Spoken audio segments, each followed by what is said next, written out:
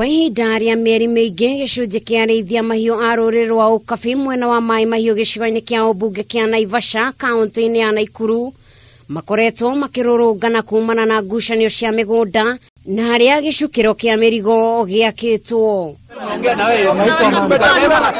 Na ũmũthĩ mũkana mũhiũ nĩ ũrutirwo nĩ thirikari kũrĩ arĩa meingĩrĩtie ceceni-inĩ ici cia ũkũria na njĩra ya ngungo makĩrwo metheme na mũgũnda wa eka 1,000 uria thirikari yamurite niguo gukuria mwena uyu. Kuna problem pia mnajua, there been a challenge. Juzi kuna watu walikuja wakaharibu fence na wakapiga gari ya mzee mmoja na watu wamepotea. Tumewatafuta tangu juzi wameenda underground.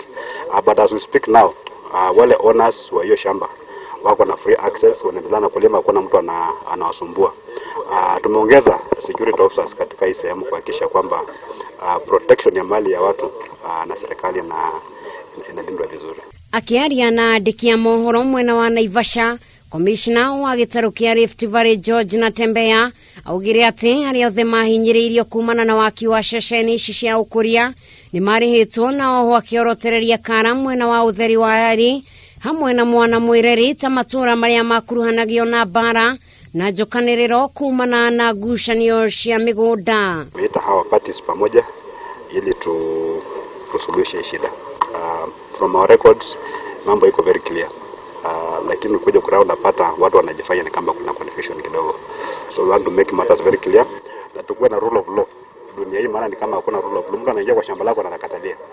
Aikari kuma mwena ũyũ wa maĩ mahiũ maugĩte atĩ ũgũri wa mĩgũnda wambĩrĩirie mĩaka ya tene no ndũrĩ yarĩkĩrĩra kumana na ungumania ũrĩa ũkoragwo mwena ũyũ, makiuga atĩ arĩa magĩrĩirwo nĩ kũiyũkia mĩgũnda ya maithe mao makuire o momĩte metereire cira wa ngukumio ya mĩgũnda ũtuithanio. Wanasukua masaba yetu, hao wasee wetu walikufa ni wale walikuwa napigania mau kwa maana hata majina ile iko kwa list ikionekana hakuna jina ya kupatiswa au iko na majina, ni majina ile ilikuwa kwa maana wakati hiyo ni wakati Kenyatta yeye mwenyewe alifanya hiyo kazi.